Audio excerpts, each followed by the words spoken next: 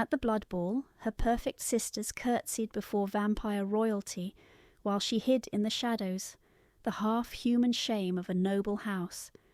What she didn't know, the cursed king hadn't felt warmth in 400 years, and she was about to be the first thing his numb hands could touch.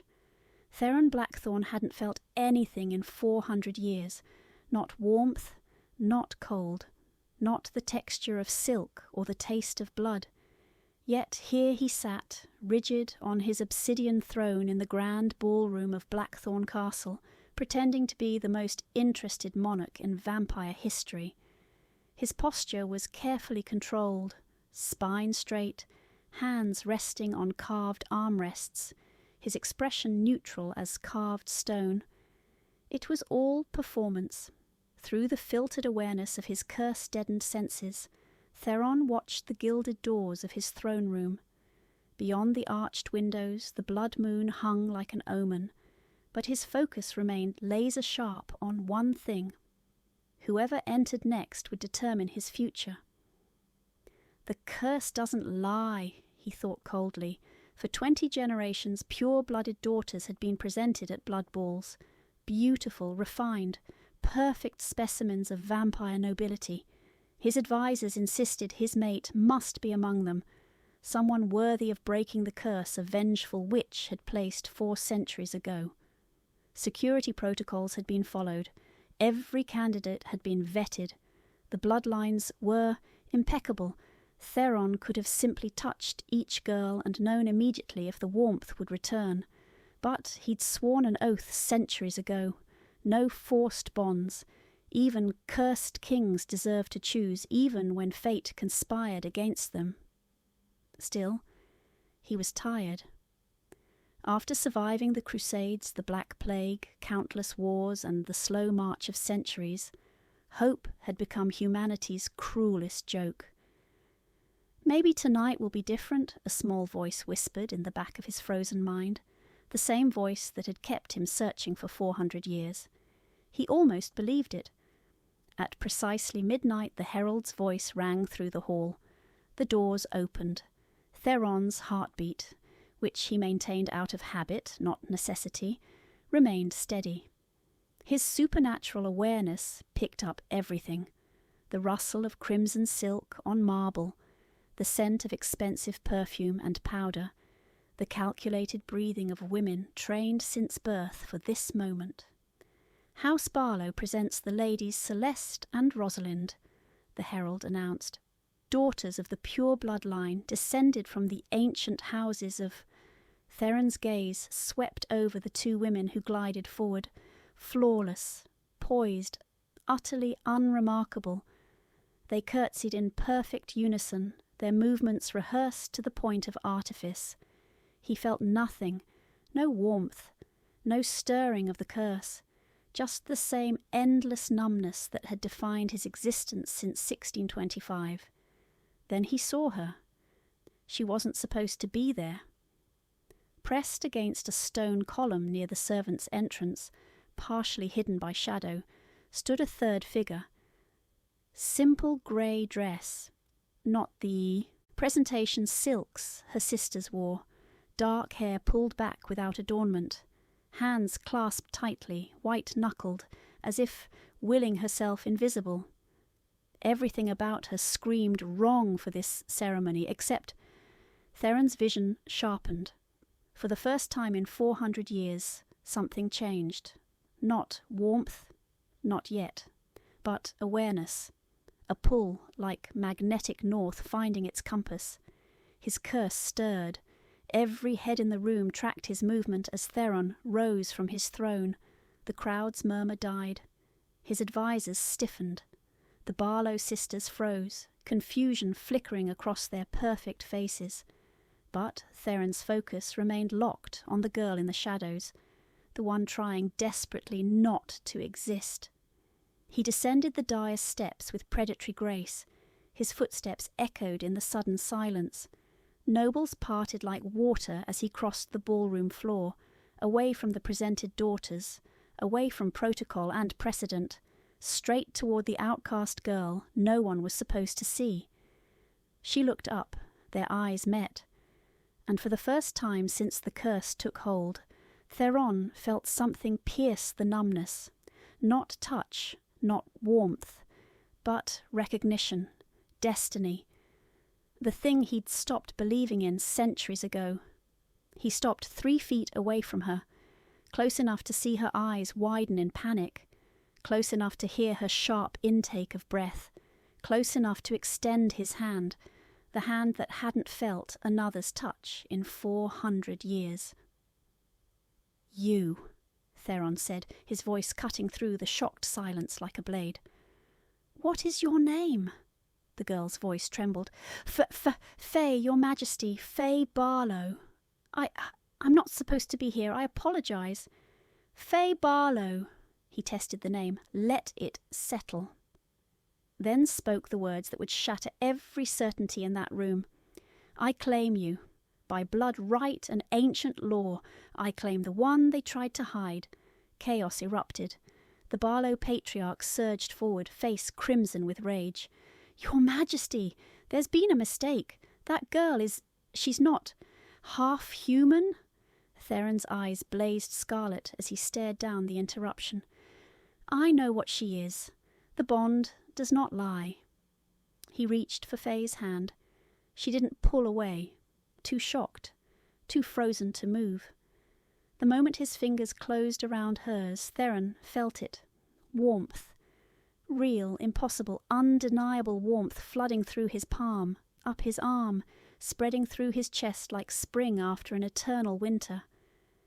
For the first time in 400 years, the vampire king felt alive, and the half-human girl who'd spent 20 years hiding in shadows had just become the most dangerous person in the kingdom.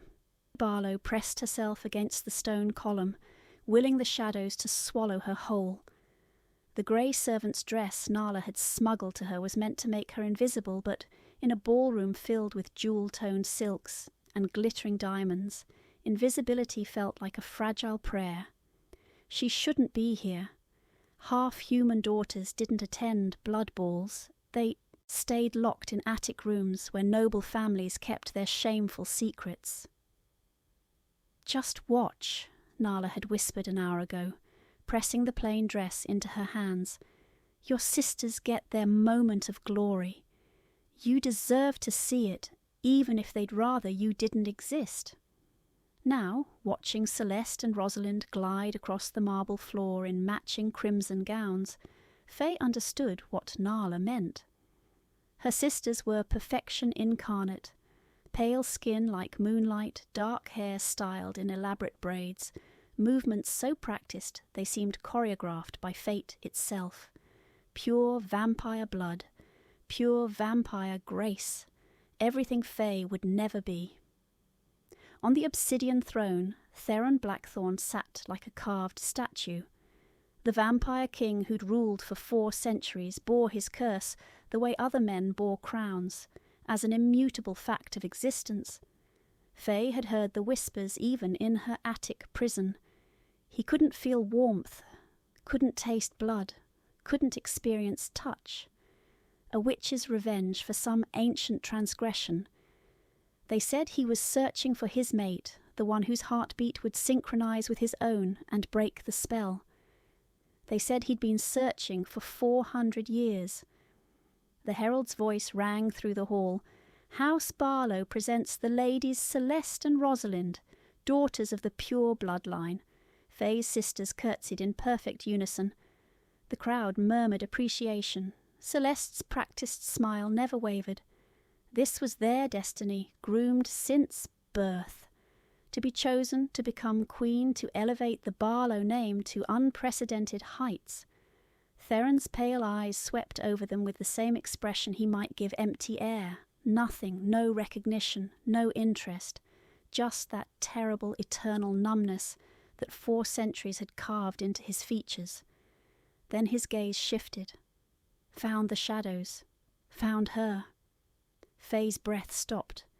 Those eyes, grey as winter storms, locked onto hers with sudden piercing intensity.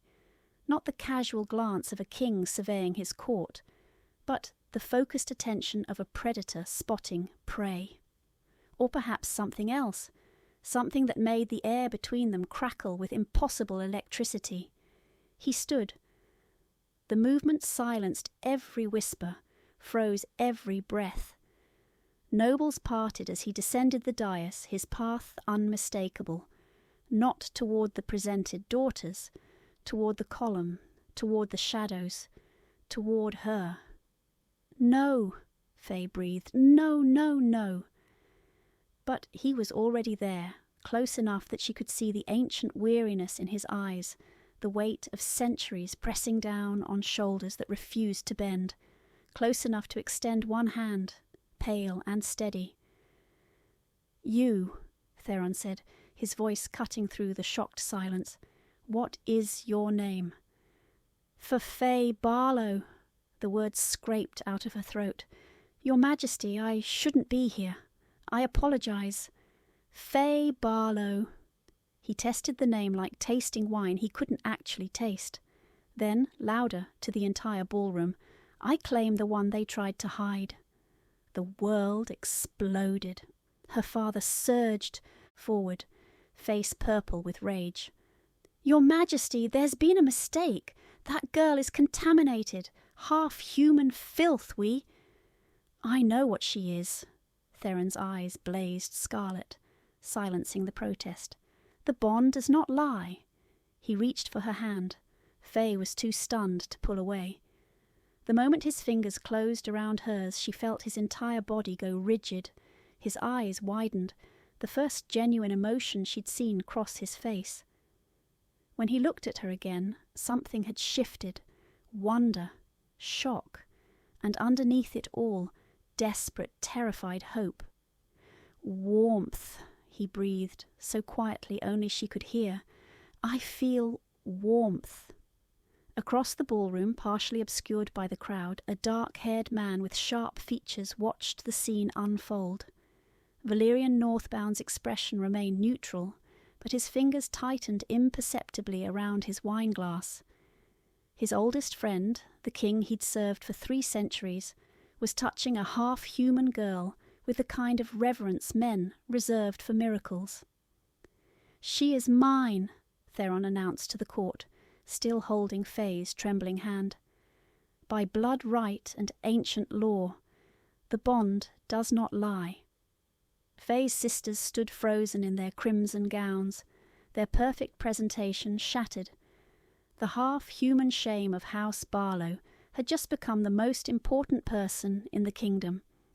And the cursed king who hadn't felt anything in 400 years was finally, impossibly, feeling everything.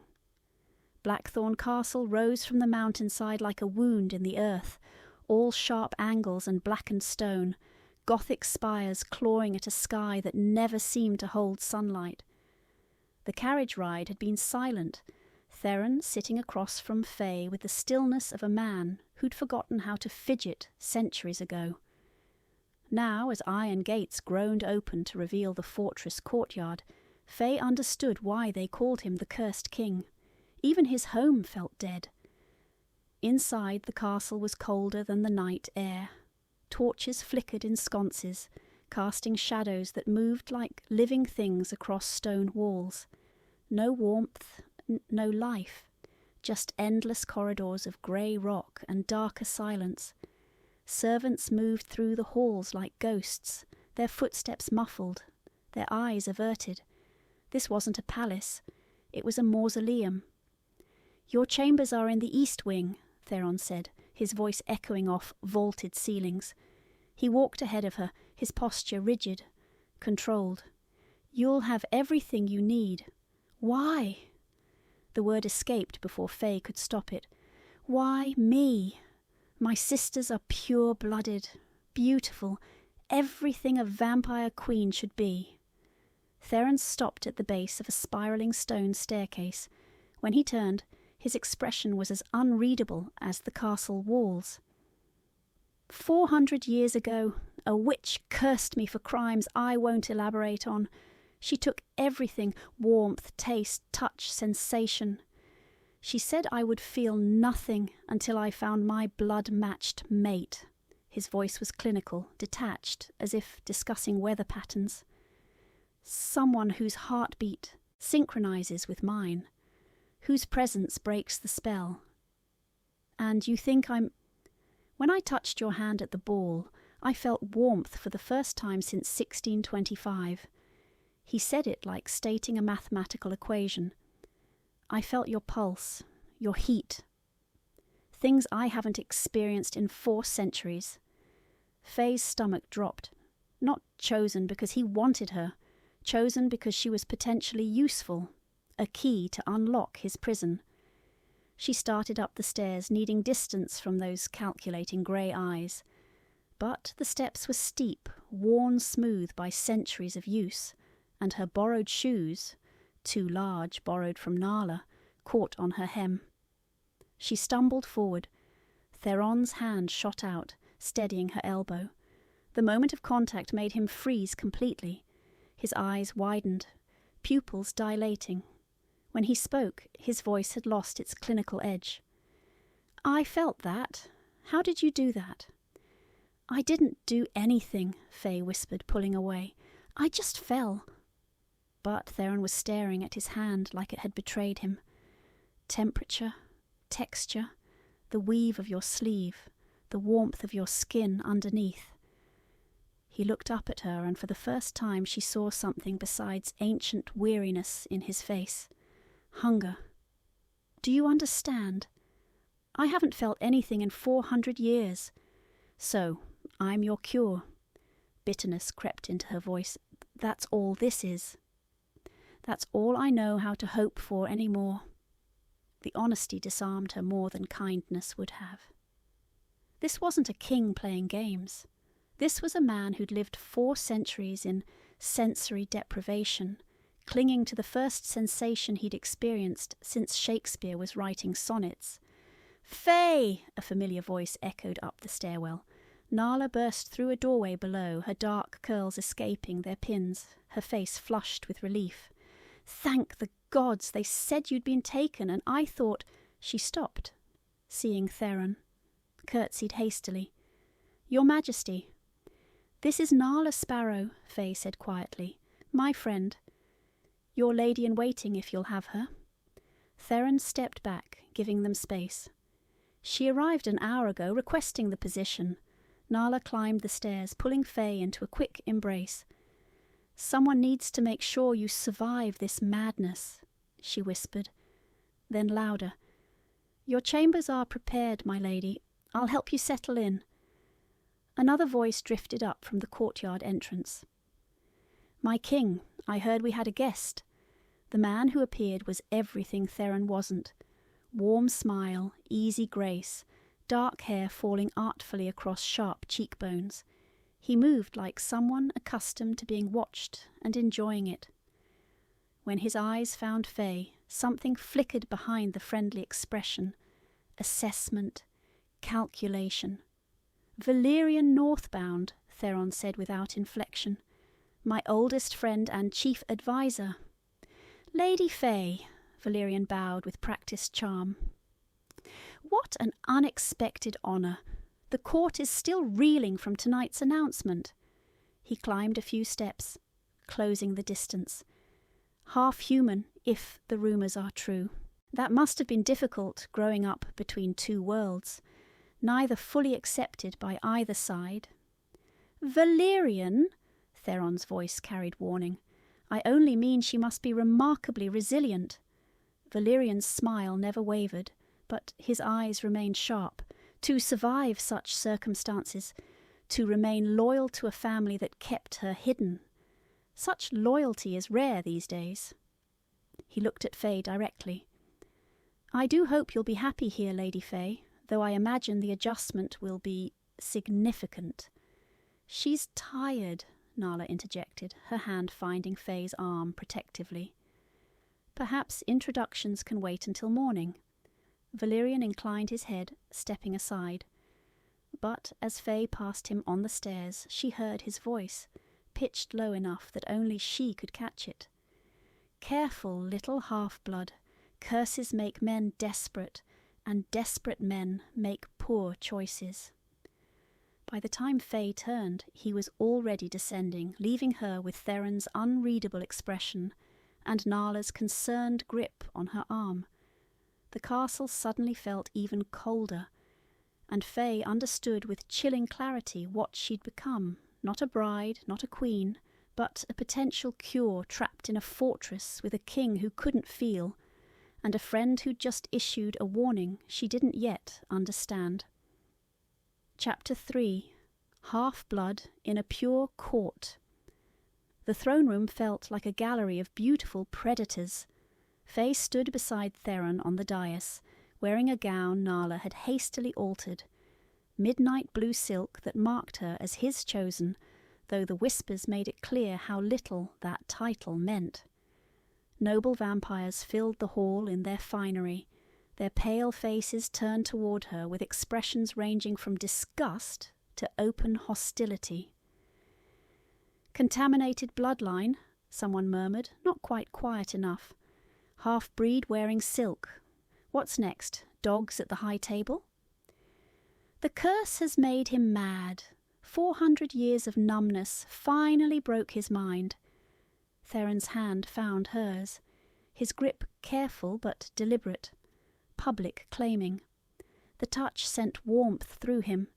She could see it in the way his shoulders relaxed fractionally, the first genuine ease she'd seen since arriving. But to the court it looked like weakness, a king desperate enough to cling to anything that offered relief. The ceremony was mercifully brief. Theron introduced her as his intended mate. The court bowed because they had to, but their eyes promised violence. When it ended, Faye fled to the corridors, Nala close behind. "They hate me," Faye breathed. "They hate what you represent." Nala's voice was grim. "Change. The possibility that their precious bloodlines don't matter as much as they think." The formal dinner was worse. Faye sat at Theron's right hand at the high table, acutely aware of every stare, every whispered conversation behind jewelled fans. Her family arrived midway through the first course, and her father's face was the colour of old brick. "Your Majesty," Lord Barlow's voice carried across the hall, "my daughters and I come to request the return of our property. Faye Barlow was never formally presented. The claiming is invalid." Celeste and Rosalind stood behind him, their crimson gowns pristine, their expressions triumphant. They'd always known Faye was beneath them. Now the entire court would confirm it. "The bond confirmed her." Theron's voice was ice. "Your opinion is irrelevant." "She's half-human filth." "Choose your next words very carefully, Lord Barlow." Before her father could respond, a servant placed a crystal goblet before Faye, wine dark as blood. She reached for it automatically, anything to occupy her shaking hands, brought it to her lips. "No." Theron's hand shot out, knocking the glass away. It shattered against stone, wine spreading like an accusation. Faye stared at the spill and saw it. The faint metallic sheen, iron oxide, dissolved into the liquid, deadly to pure vampires, merely sickening to half-humans. A test. The hall erupted. Nobles rose from their seats, some shocked, others calculating. Theron stood, his eyes blazing that terrible scarlet. "Whoever poisoned that wine will confess now, or I will have every person in this hall investigated until I find you." Silence. No one moved. "She's not worth this," Celeste called out, her voice carrying. "One half-blood girl isn't worth tearing the court apart. Send her back where she belongs, Your Majesty.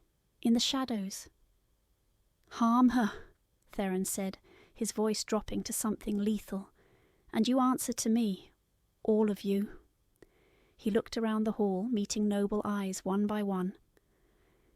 "I have lived 4 centuries. I have ended bloodlines for lesser offences. Test me again and learn why they call me the Cursed King." But later, in her chambers, Faye understood the truth. they'd already won. She could see it in Nala's worried expression, hear it in the whispers that followed her through every corridor. The court had declared war, and she was one half-human girl against centuries of pure-blood tradition. At midnight, Faye slipped from her room, past sleeping guards, down servants' corridors Nala had shown her, toward the main gates. She'd survive somehow, return to her attic prison, disappear. Anything was better than being the spark that ignited civil war. The gates loomed ahead, iron and ancient wood, freedom beyond them. She was reaching for the latch when his voice stopped her. Leaving without farewell? Theron stood 20 feet back, still dressed for dinner, his expression unreadable in the torchlight. Not angry. Something worse. Resigned.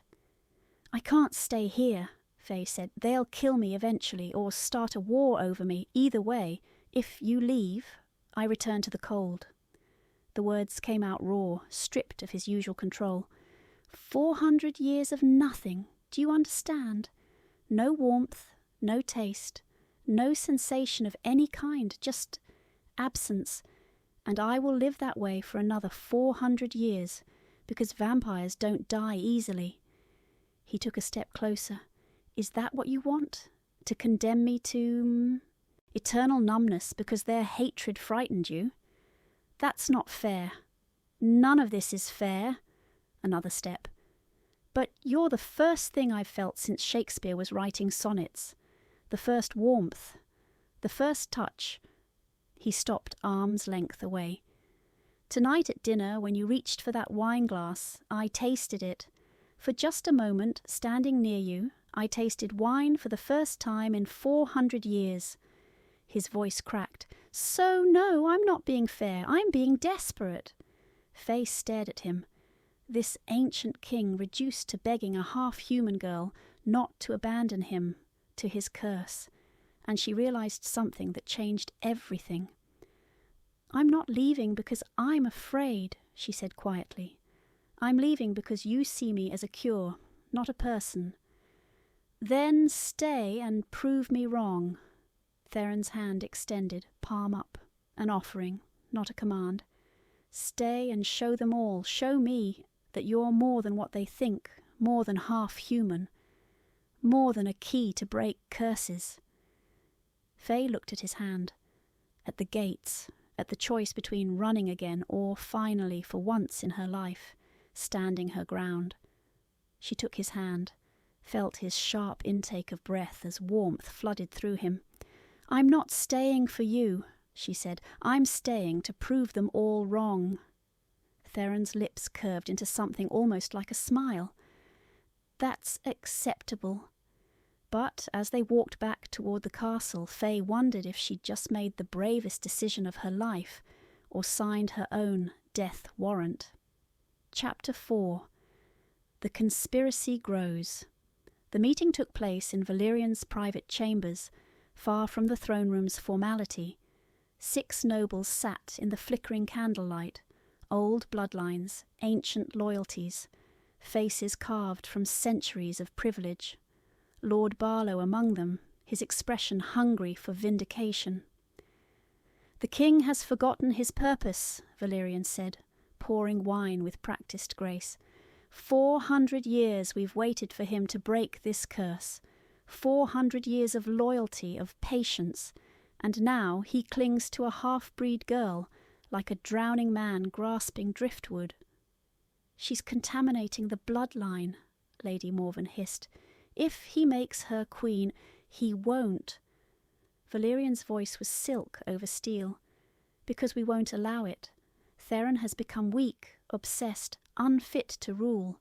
He's so desperate to feel again that he'll destroy everything we've built for one girl who can temporarily ease his numbness."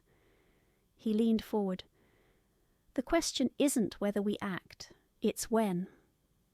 "And if the curse truly breaks?" Lord Barlow asked.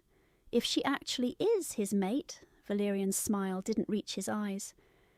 "Then we'll have waited 4 centuries only to watch our king choose a half-human over his kingdom. Either way, he's lost sight of what matters. Either way, we have a duty to protect the realm from his weakness. In the castle's western courtyard, Faye swung the practice sword again, her arms screaming protest. Nala circled her, wooden blade ready, calling corrections. "Feet wider, you're too high in your stance. Half-bloods have lower centers of gravity. Use it." "I'm going to die before I learn this," Faye gasped. "Then you'll die with a sword in your hand instead of poison in your wine." Nala struck, forcing Faye to block. Again! They'd been training for a week. Every morning before dawn, while the vampire court slept, Faye learned to fight. Not with vampire speed or strength. She'd never have those advantages. But Nala insisted half-humans had their own gifts. "Try walking into that shadow," Nala said during their break, pointing to a section of courtyard the rising sun hadn't reached. Faye stepped into shade. Nothing happened. "Now step into the sunlight." Faye moved into the sun's direct rays. No burning, no pain, just warmth on her skin, genuine and real. She looked at her hands in wonder. Pure vampires can't tolerate direct sunlight without protection. But you're half-human. You have their advantages without their weaknesses. Nala's expression turned serious. "You can eat human food, walk in daylight, and I'd bet my life you have intuition they lack. You're not weaker than them, Faye. You're different. Learn to use that." That night, Theron requested her presence at dinner. Just the two of them in his private study, a fire crackling in the hearth. He'd set out human food alongside vampire fare. Bread, cheese, fruit. A concession to her nature that felt almost kind. "You've been training," he observed, noting her stiff movements. "Nala thinks I should be able to defend myself, given the circumstances." "She's right." Theron poured wine, then paused, staring at the glass with an expression Faye couldn't read. Slowly, deliberately, he brought it to his lips. Tasted. His eyes widened. "I can taste it, the tannins, the oak, the age of the vintage." His voice cracked.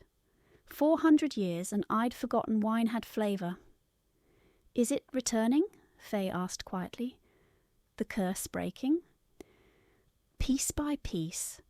When you're near, I can taste blood again. Feel temperature.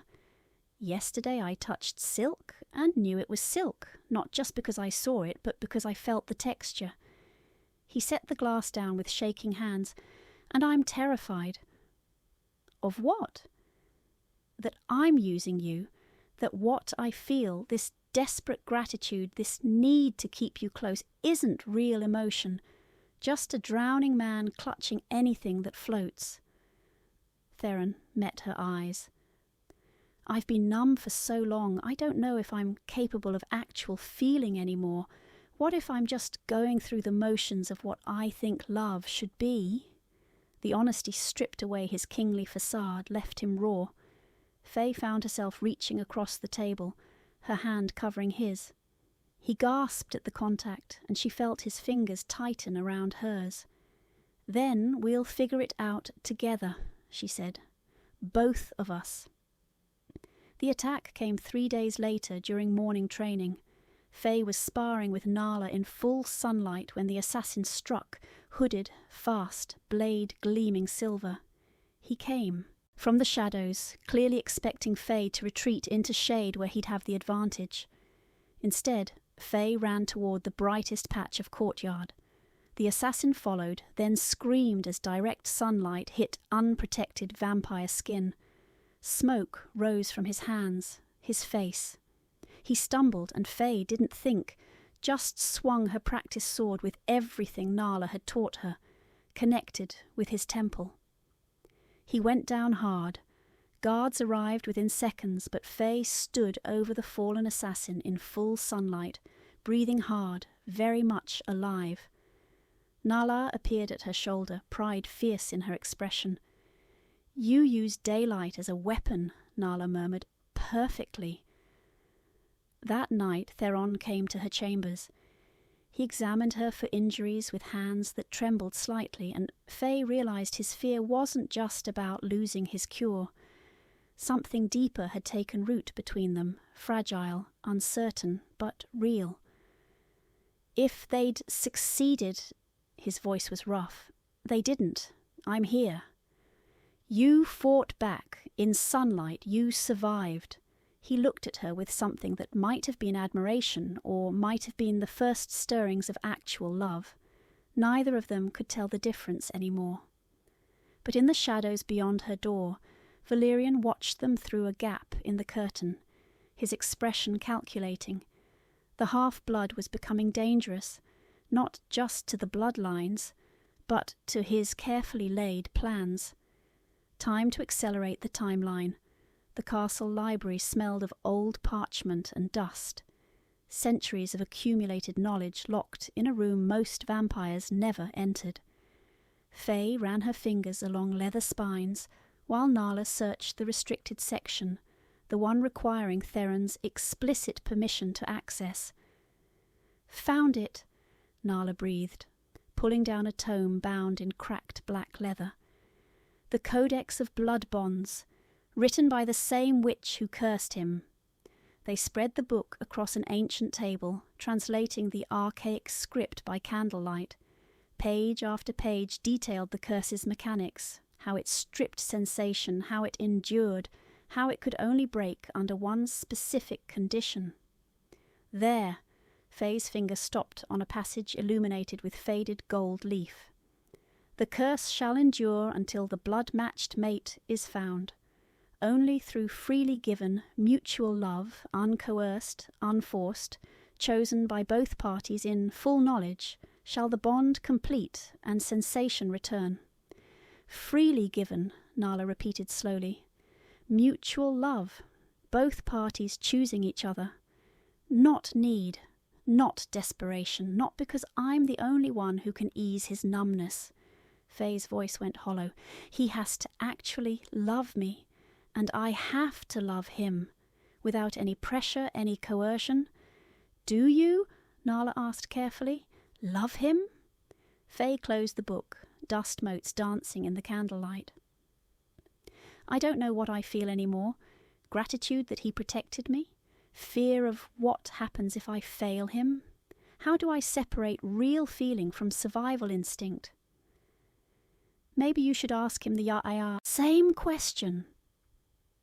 Faye found Theron in his study after midnight, reviewing supply reports with the mechanical focus of someone who'd been handling kingdom logistics for 4 centuries.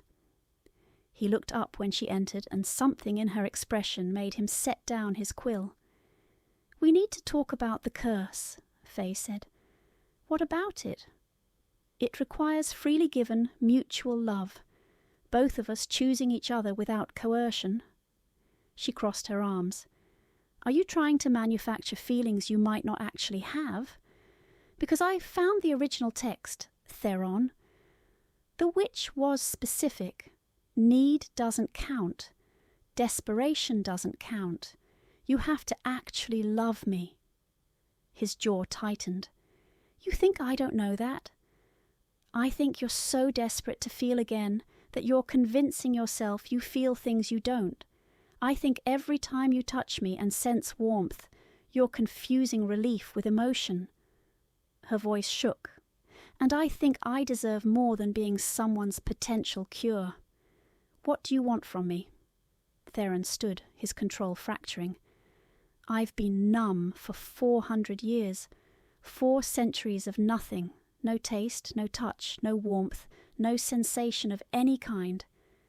And then you appeared, and suddenly I can feel again. How am I supposed to separate gratitude from affection, from actual love, when I've forgotten what any of those things feel like?" "That's my point. You think this is easy for me?" His voice rose. "You think I want to be this broken, this desperate? I don't trust anything I feel, Faye. I don't know if I'm capable of real emotion anymore, or if I'm just going through motions I remember from centuries ago." "Then maybe we shouldn't be doing this." Faye's eyes burned. Maybe you should find someone else, because I won't be your experiment. I won't spend my life wondering if you actually chose me, or if I was just the convenient curse breaker. There is no one else. The bond confirmed I'm blood matched. Not that you love me. She turned toward the door. Figure out what you actually feel, Theron. Then we'll talk. She made it 3 steps before his voice stopped her. I'm terrified of you. Faye turned back slowly. Every time you're near, I feel more, Theron continued, his voice raw. And every new sensation makes me more desperate to keep you close. What if that desperation is all I'm capable of?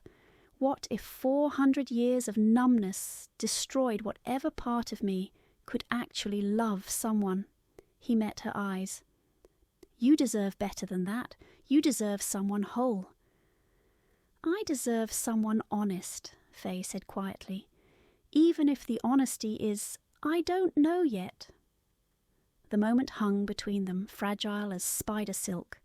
Then Faye left, and Theron stood alone in his study, surrounded by 4 centuries of accumulated emptiness. The assassin came at 2 a.m. Faye woke to a hand clamping over her mouth, silver blade gleaming in moonlight.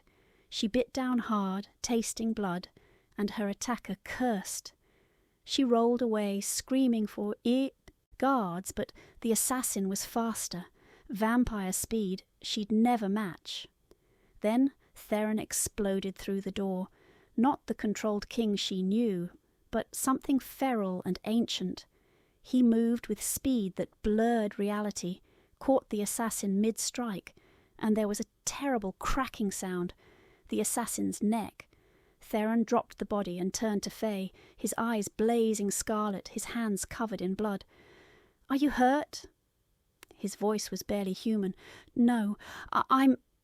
Theron, I'm fine. He crossed to her in 2 strides, hands framing her face, checking for injuries with desperate thoroughness. If they'd succeeded, if I'd been 1 second slower. His hands shook. Curse or no curse, I would burn this kingdom down before letting them take you. Do you understand? I would destroy everything, the throne, the bloodlines, 400 years of careful rule. All of it means nothing if you're not here. Theron, maybe it's not love. Maybe I'm too broken to know what love feels like anymore. But this, his voice cracked, this terror at the thought of losing you, this rage that someone tried to hurt you, this desperate need to keep you safe even if it costs me everything. If that's not love, it's the closest thing I have left. Faye reached up, wiping blood from his cheek with trembling fingers. I'm here. I'm safe. Because I got here in time. What about next time? Or the time after? His forehead pressed against hers. I can't protect you from an entire court that wants you dead. Then we protect each other. The kiss happened without conscious decision, desperate, fierce, tasting of blood and fear and something deeper neither could name. Theron gasped against her mouth, his hands tightening in her hair, and Faye realized he was feeling it. Every sensation. The softness of her lips, the warmth of her skin, the way her pulse raced beneath his touch. When they broke apart, both breathing hard, Theron's expression held wonder and terror in equal measure. I felt that, he whispered, every second of it. The curse was breaking, but neither of them could tell if it was breaking because of love or just proximity, and that uncertainty felt more dangerous than any assassin's blade.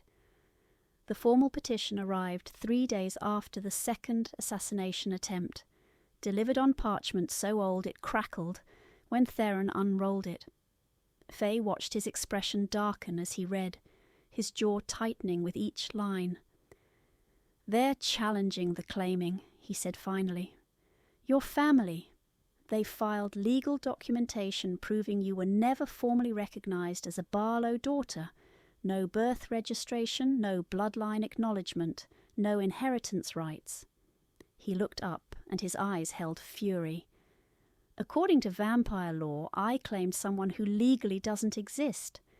They're arguing the bond is invalid. Can they do that? They can try. It forces a court trial. Theron's hand crumpled the parchment. If I insist on keeping you, they're threatening to declare blood, feud, war with the entire Barlow bloodline and any house allied with them. The trial convened in the Great Hall, every seat filled with nobles eager to witness the spectacle. Faye stood in the centre of the room, feeling like an animal on display, while her family sat in the plaintiffs' section, father, mother, sisters, all wearing expressions of righteous vindication. Lord Barlow spoke first, his voice carrying across the chamber. We present birth records showing only 2 daughters, Celeste and Rosalind. No third child was ever registered with the Council of Bloodlines. The girl calling herself Faye Barlow has no legal claim to our name. Because you hid her, Theron said coldly from his throne, locked her in an attic for 20 years.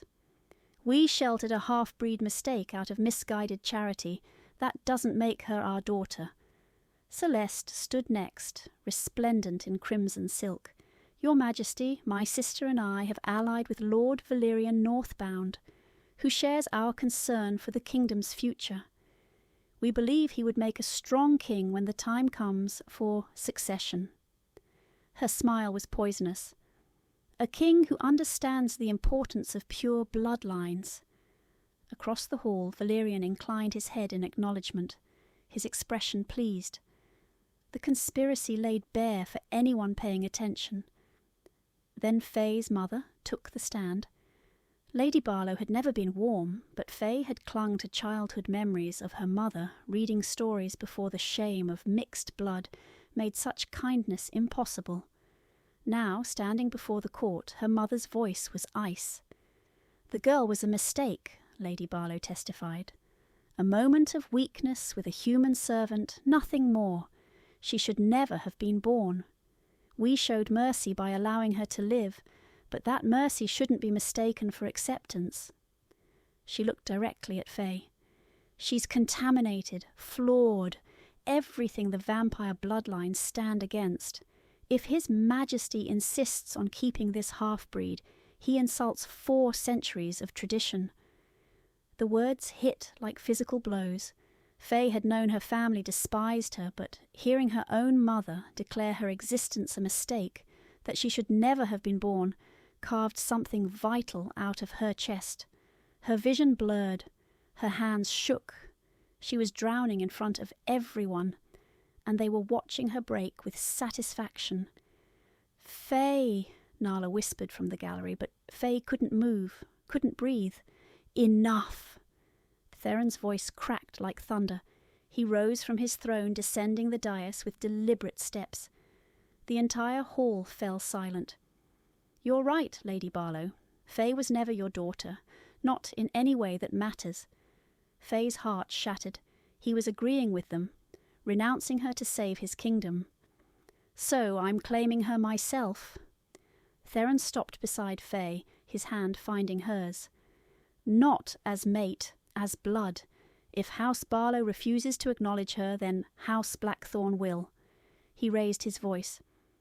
"I, Theron Blackthorn, King of the Northern Territories, formally adopt Faye into my bloodline. She is now Faye Blackthorn, daughter of my house, with all rights, titles, and protections that entails." The hall erupted. Nobles shouted protests. Lord Barlow turned purple with rage. Valerian's mask of friendly support slipped, revealing cold fury beneath. But Theron's hand remained steady in Faye's, anchoring her through the chaos. "This is unprecedented," someone shouted. "I am the king," Theron said, his voice cutting through the noise. "I make precedent. Anyone who challenges this decision challenges me directly. Are there any volunteers?" Silence. Fear of the cursed king's wrath won out over outrage. "Then this trial is concluded. Faye Blackthorn is under royal protection. Touch her, and you forfeit your life." He looked at her family. "You're dismissed, all of you." Hours later, after the hall emptied and the protests faded, Faye sat in Theron's study, still shaking. He'd given her wine she couldn't taste, wrapped her in blankets she couldn't feel. Finally, she found her voice. "Why?" The word came out broken. "Why would you do that? Adopting me will make the conspiracy worse. Give them more ammunition that you've gone mad." Theron knelt before her chair, his hands covering hers. "Because you deserve to be chosen, not for what you might do for me, not because you're a potential cure or a blood-matched mate, but because you are inherently worthy of being chosen." His voice softened. "For who you are, Faye, just as you are." The tears came then, 20 years of shame and hiding and being told she was a mistake, all of it breaking open at once. Theron pulled her close, and she sobbed against his shoulder while he held her with a gentleness that felt like the opposite of 400 years of numbness. "You're not a mistake," he murmured into her hair. "You never were. My own mother said your mother was wrong. Cruelty doesn't become truth just because family speaks it." He pulled back enough to meet her eyes. "You are Faye Blackthorn now, daughter of my house, and I choose you. Every day I choose you." Something shifted between them, deeper than curse-breaking, more fundamental than blood bonds. For the first time since the blood ball, Faye felt truly seen. Not as half-human or potential queen or cure for an ancient curse, just as herself. And it was enough. Outside the study, Valerian listened to the muffled sounds of Faye's tears and Theron's comfort, his expression carved from stone. The king had just made his biggest mistake yet. Adopting the half-blood into the royal line wasn't protection. It was declaration of war. Time to end this before the curse fully broke and Theron became too powerful to stop. Chapter 7, The Coronation Conspiracy. The announcement came during morning court, Theron's voice carrying across the stunned hall with absolute authority. "The coronation of Queen Faye Blackthorn will take place in 3 days. Invitations have been sent to all major houses. Attendance is expected." The silence that followed felt apocalyptic. Then the whispers began. Scandalized, furious, disbelieving. A half-human queen, in 3 days. It was madness. Valerian's jaw tightened almost imperceptibly before his diplomatic mask slid back into place. 3 days. He'd planned for months, maybe years, but now the timeline had collapsed to 72 hours. If Faye was crowned, if the bond completed fully and Theron's curse shattered entirely, the restored king would be unstoppable. The coup would have to happen now. Faye found Valerian in the library that afternoon, seemingly absorbed in ancient texts. He looked up with that practiced smile, all charm and false warmth. "Lady Faye, or should I say future queen?" He closed the book. "Quite the announcement. The court is adjusting. They hate me. They fear change." Valerian stood, moving closer with casual grace. "But I wonder if you've considered what happens after the coronation, after the curse breaks completely." "What do you mean?" "Theron needs you now, desperately.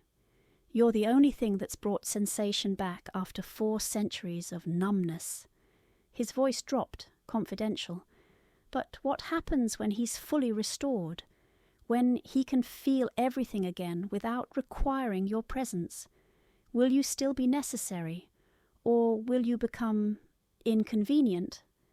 The words hit like arrows finding marks Faye had been trying to ignore. He wouldn't he? Kings are practical creatures, Faye. Right now you're useful, but once the curse breaks, you'll just be a half-human queen that half his court wants dead. A political liability he no longer needs. Valerian's hand landed gently on her shoulder. "I'm telling you this as a friend. Run, tonight. I'll help you disappear. Save yourself before he discards you."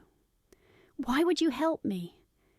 "Because I've known Theron for 3 centuries, and I've watched him sacrifice everything, including people he claimed to care about, for the kingdom. Don't let yourself become another casualty of his duty." After Valerian left, Faye stood alone among ancient books, his words echoing. They were her fears given voice, the doubts she'd been nursing since the blood ball.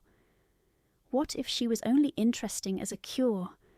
What if the moment Theron was whole, he'd finally see her clearly, flawed, half-breed, mistake? She didn't know that 2 floors below, in the dungeon's darkest cell, Nala was bound and gagged, having discovered Valerian's meeting location for the coup.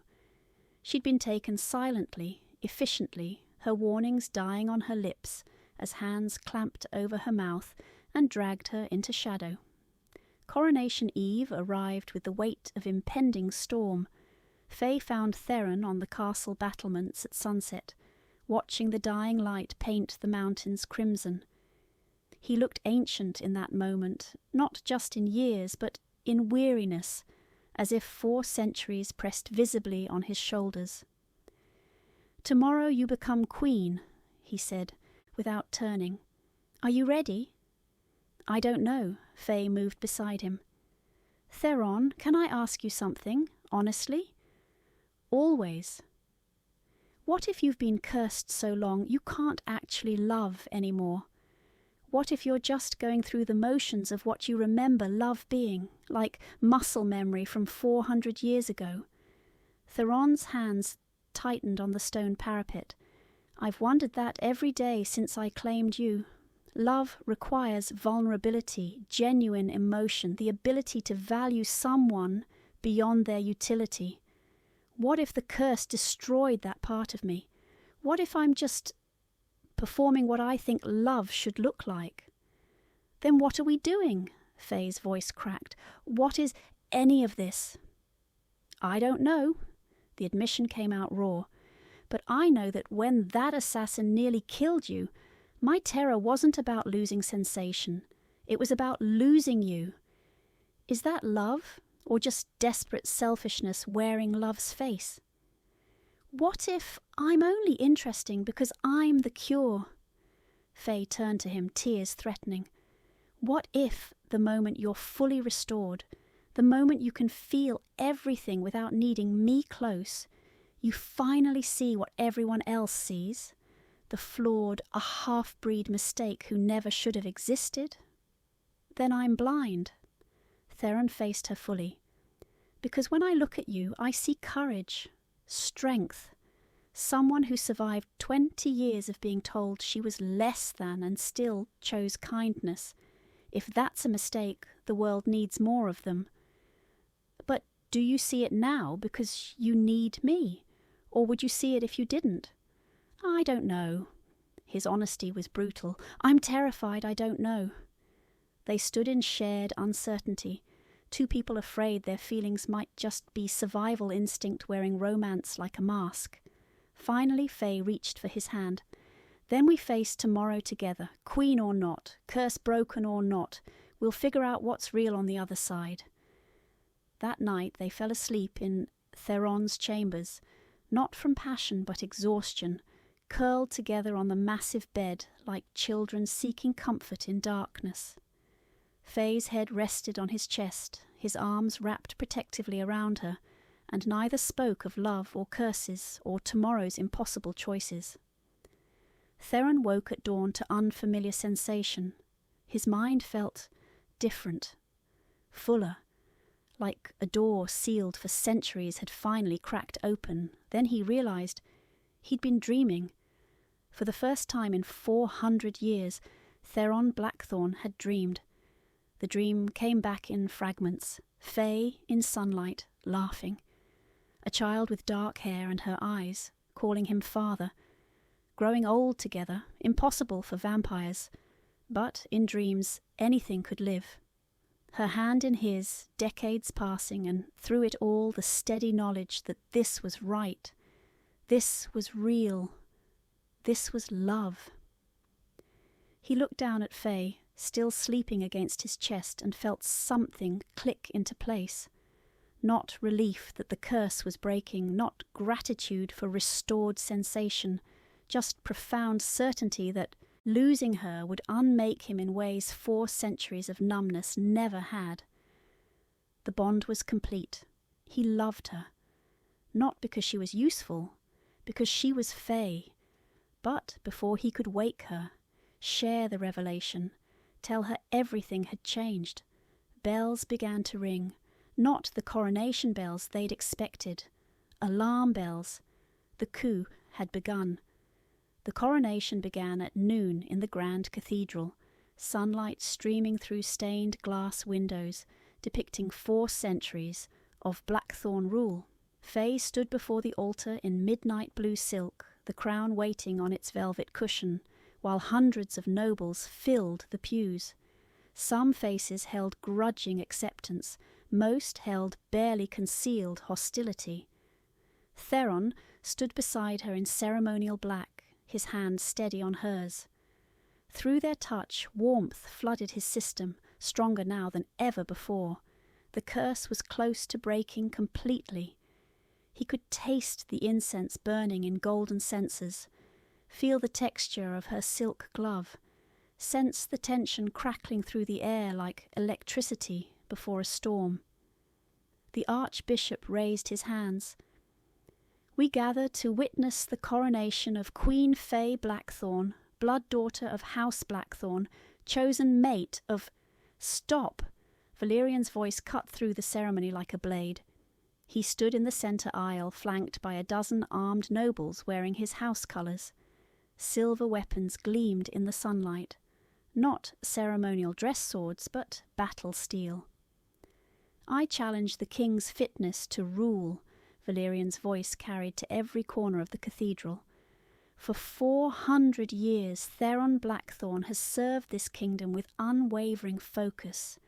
But obsession with a half-breed girl has compromised his judgment. He risks civil war for one person. He's violated every tradition we hold sacred. More nobles stood, revealing themselves as conspirators. 30, 40.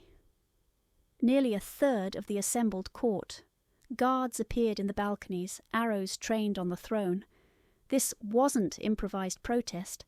This was coordinated coup. Theron!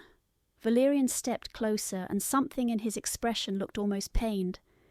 3 centuries I've stood beside you, watched you rule with precision and control. This isn't you. This desperate clinging to sensation, to feeling, it's the curse talking, not the king I knew. You're right. Theron's admission shocked the room. The king you knew was half alive, numb, going through motions of rule without feeling any of it. His hand tightened on Faye's. She didn't make me weak. She made me remember what I was fighting for. Noble sentiment, irrelevant. Valerian gestured, and guards dragged someone forward through a side entrance. Nala. She was barely conscious, her face bruised, her hands bound behind her back. They forced her to her knees beside Valerian, and Faye's heart stopped. We discovered this spy in your war room last night, Valerian announced, planted by the half-breed to gather intelligence to manipulate the king's decisions. He looked at Faye with something almost like sympathy. Your friend dies unless you leave voluntarily. Walk away now and she lives. You both live. Stay and watch her bleed. Don't, Nala gasped. Don't you dare. A guard struck her silent. Faye felt Theron go rigid beside her, felt his pulse spike through their joined hands. He was calculating odds, strategies, ways to fight that wouldn't destroy the kingdom. But she could see the truth in the faces surrounding them. Half the court was undecided, waiting to back the winner. If Theron fought Valerian and lost, civil war would consume everything. "The kingdom or the girl," Valerian said quietly. "Choose, old friend." For one terrible moment Faye saw Theron waver. Not because he didn't want her, she could feel his desperation through their bond, but because 400 years of putting kingdom first was carved into his bones. She could save him the choice. Take Valerian's offer, save Nala, disappear, return to the safety of invisibility. Then she remembered standing in the shadows at the Blood Ball, watching her sisters claim the glory that would never be hers. She remembered her mother testifying that she should never have been born. She remembered every moment of her 20 years spent accepting that she didn't deserve to be seen. And she made her choice. No. Faye released Theron's hand, stepped forward alone. "I'm not leaving. And I'm not hiding anymore." She faced the court, every eye locked on her. "You want to know what I am? I'm half human. I walk in daylight while you hide from it. I understand both worlds while you know only one." Her voice strengthened. "I'm not your weakness. I'm your bridge, the thing that could unite vampires and humans instead of keeping them at war." "Pretty words won't," Valerian started. "I'm not finished." Faye's eyes blazed. "You say he's weak for choosing me? He's the strongest person here. He chose love over numbness, connection over isolation. He chose to feel again after 4 centuries of nothing, and you call that weakness?" Several nobles in Valerian's faction shifted uncomfortably. Doubt flickered across ancient faces. But Valerian's expression hardened. "Inspiring, irrelevant." He drew a black blade from his belt, executioner's steel that drank the sunlight. "The kingdom needs a king who puts duty first. I'm sorry, Theron, but you've forgotten how." He moved with vampire speed, but not toward Faye. Toward Theron. The king was still weakened, curse only partially broken. Valerian knew it. In a direct fight, he might actually win. And once the cursed king fell, nothing would stop him from taking the throne. The blade flashed toward Theron's heart. Faye threw herself between them. Not strategy, not calculation, just pure instinct. The absolute certainty that losing Theron would unmake her in ways death never could. The executioner's blade touched her chest, and the world exploded into golden light. The cathedral was chaos. Valerian's supporters surrounded the throne, silver blades drawn while loyal nobles shouted protests from the gallery. Faye stood at the altar in her coronation gown, midnight blue silk embroidered with silver stars, with a crown she'd never wear sitting 3 feet away on its velvet cushion. "The king has grown weak," Valerian announced, his voice carrying across the vaulted space. "Obsessed with a half-breed girl while the kingdom crumbles. I challenge his fitness to rule." Theron descended from the dais with predatory calm, but Faye saw the truth in the tension of his shoulders. He was still weakened, the curse only partially broken. A direct fight with Valerian, who'd trained beside him for 3 centuries, could go either way. "You want my throne?" Theron's voice was ice. "Take it, but you leave Faye out of this. She's the proof of your weakness." Valerian drew an ancient blade, black metal that seemed to drink light, executioner's steel forged to kill even vampire royalty. "The kingdom or the girl, old friend? Choose." Guards dragged Nala forward in chains, her lips split, her dress torn. "He's been planning this for months," she gasped. "The assassinations, the poison, all him." "Proof of conspiracy," Valerian said smoothly. "The half-breed planted a spy to manipulate the king. I'm simply protecting the realm." The court divided before Faye's eyes. Some nobles moved toward Valerian, others remained near Theron, but too many simply watched, waiting to back the winner. If Theron fought and lost, civil war would consume the kingdom. If he renounced her, the curse would never break. "You should leave," Theron said quietly, not looking at Faye. "Valerian will let you go. He wants the throne, not your death." "Listen to him," Valerian urged. "Walk away, Faye. Save yourself. This was never your fight." For one crystalline moment, Faye saw the escape route clearly. Run, disappear, return to invisibility like she'd done for 20 years. Let the vampires destroy each other while she survived in the margins. Then she remembered Theron's words, "You deserve to be chosen." And she realized she'd spent her entire life accepting that she didn't belong. Running from conflict, hiding from sight, believing the lie that half human meant half worthy. "No," Faye's voice rang clear. "I'm not leaving." She turned to face the court, chin raised. "You want to know what I am? I'm half human. I walk in sunlight. I eat mortal food. I understand both your world and theirs." Her hands steadied. "I'm not weaker than you. I'm a bridge between two worlds. And that's exactly what this kingdom needs. Not pure bloodlines, but someone who belongs to both." Several of Valerian's supporters lowered their weapons, uncertainty flickering across ancient faces. But Valerian's expression hardened. Inspiring speech, irrelevant. He moved with sudden violence, not toward Faye, but toward Theron. The executioner's blade flashed. Faye didn't think, just threw herself between them. The blade should have killed her, would have killed her. But the moment steel touched her chest, golden light exploded outward, not from the blade, from Faye's heart. A matching light blazed from Theron's chest, and suddenly they were connected by threads of pure radiance, two hearts beating in perfect synchronization. The curse shattered. Faye felt it break, like chains snapping, heard it shatter like glass, watched it dissolve into golden dust that rained across the cathedral floor.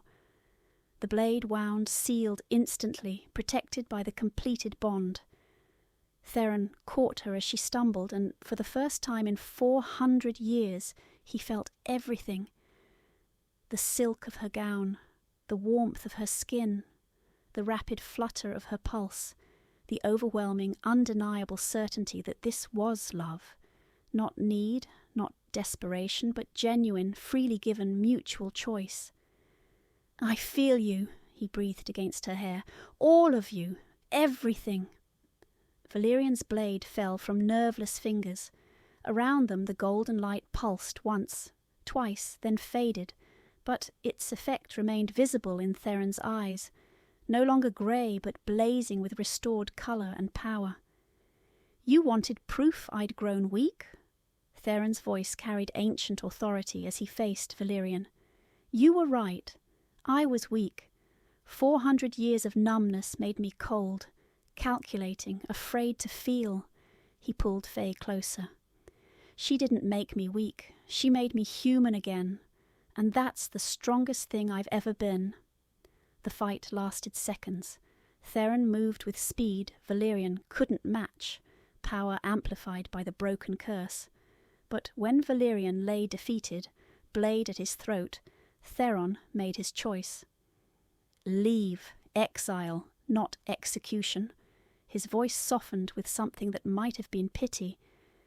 "The weakness you saw was actually love, Valerian, and it's stronger than any curse you'll ever understand." 3 days later, the coronation happened properly. Faye knelt before a court that had tried to destroy her, and Theron placed the crown on her head with hands that could finally feel its weight, its significance, its promise.